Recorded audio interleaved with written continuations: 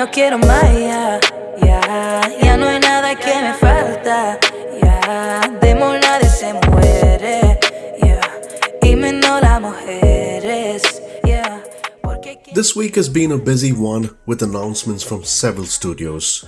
Ladies and gentlemen, hopefully you're all doing great so far. Before we begin, I'd like to welcome you to the channel. For anything related to development updates, marketplace add-ons, the latest news on Microsoft Flight Simulator, make sure to hit that subscribe button for future releases. From JustFlight to PMDG to Aerosoft and many more, there are lots going on this week. Now JustFlight is in the final stages of setting sail for the latest beauty, the Turbo Arrow. Both the models, the Piper Arrow Turbo 3 and 4, are right now in the final stages of development, which is getting set for the release this week.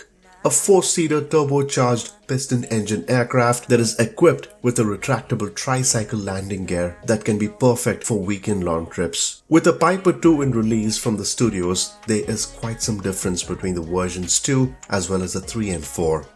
Larger fuel tanks that can give you the capacity to go longer distances and a semi-tapered wing along with a long stabilator that can improve low-speed handling. Quite a large fuel capacity set at 77 gallons, this gives you a range of 695 nautical miles. It comes with 5 paint schemes for each variant from different countries including the US, Germany, UK, Switzerland and Australia. It's quite a beautiful addition from the studios. The basic airframe is constructed out of aluminum alloy and has the decals, paint jobs perfectly done for this model. Now PMDG have their first release towards the simulator and we should expect this to happen within a few weeks.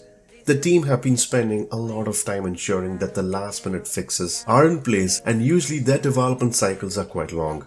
Observing the latest screenshots, it definitely shows a lot of improvement. Many of the models could have been released rather sooner, but what PMDG are trying to do is set the standards of quality as Microsoft Flight Simulator has an entirely new process towards development with the latest technology. They've planned an extensive product line towards the sim and the 737 was actually the first planned product to be released. However, with the pace of development that's been going on with the DC-6, it appears that this can soon hit the marketplace. Now DC-6 should be an exciting product as it's a great classic and also with the latest tutorials that's been released by the studios, it should be helpful. In regards to the other releases, PMDG have been really quiet about this and they're determined not to really make models a port over. Now this was decided last year so that all the models can be made from scratch rather than a port over, so they decided to make them all brand new towards the simulator almost 14 months ago. They plan on bringing in a major fleet of aircraft including the 737, 747, the 777 and the DC-6. Now with the DC-6 getting prepared for its release in the coming weeks, this leaves them to focus on other models in the meanwhile. It's been a great team effort and a learning curve to the studios with the latest process now in place at Microsoft Flight Simulator. This is definitely fantastic news, especially for those classic enthusiasts, including me, and the simulator has been well designed to accommodate all types of aircraft so far, which even we witnessed them from gliders to fighter jets to helicopters. And it always helps us know more about the aircraft with the help of tutorials PMDG have released, and with a studio like this, it raises a new bar towards the quality of development. Now Terraini Studios have been working on their title after the release of their Greek airports. At the moment they're preparing for the RV-8, that is a single engine aircraft which can fly a max speed of 192 knots at 8,000 feet and a fairly good range of 820 nautical miles. Quite a responsive aircraft due to its versatility. This can be an interesting development and the team is right now in the stages of beta testing this product and hopefully they reach the marketplace soon. Now towards CGN, a developer who was keen on working towards the 737 Classic have decided to not go further in producing this aircraft for the sim. This is surely disappointing news for some, and according to that Discord, they don't plan on taking this in the future. Hopefully this becomes an open source project that can rather be interesting in the meanwhile. The studios of Aerosoft have been busy with their twin otter. Now at the same time they've been planning and working towards another interesting bird, the Airbus A330. Now, Aerosoft doesn't really need an introduction because they've been releasing amazing products over the years. And the Airbus A330 has taken their priority right now once the Twin Otter has been released. So hopefully this can be the next delivery at the marketplace. Towards the studios of DC Design, their main focus for this month has been towards the Stearman as well as the Tomcat. A lot of news have been ongoing on the developments and the progress has been a tidy one.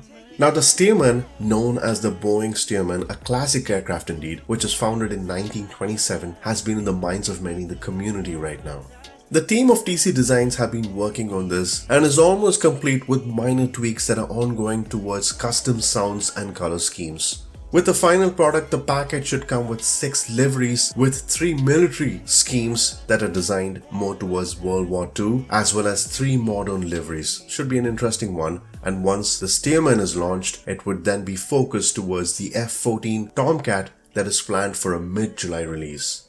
Now this American supersonic is something to wait for as the ongoing developments for this have been huge and has taken quite a bit of time with the right team. In regards to the F-15 Eagle update, make sure to update the version 1.0.3, which was a small bug related to the cockpit. Another interesting news would be towards a different type of add-on. Towards the airport side of the simulator, there's a new addition coming towards taxiways. Now JustFlight is working with Black Square, another studio, and with the help of their partnership, they're moving towards progressing on this area of development. A small change towards taxiways like this, which can spread across different regions of the world, and in this case it's going to be the US, that's going to be the first line of product under taxiways. And it's nice to see this kind of growth towards a simulator. So many items have reached the marketplace so far, as well as websites that can offer free add-ons. And when it comes to an add-on like this certainly ought to be a quality add-on, I would imagine. It can invite a lot of dynamics in the simulator, making the experience much more interesting. So what exactly this add-on would do is, it replaces the default taxiway signs at Class C and D airports all over the US. The price factor is not yet known on how much this would cost, but we are sure to see a good amount of progress for this as it's planned to be released next month.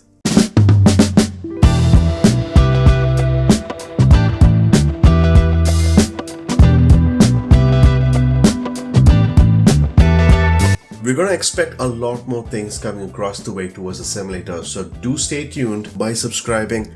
Until next time, take care and happy flying, folks.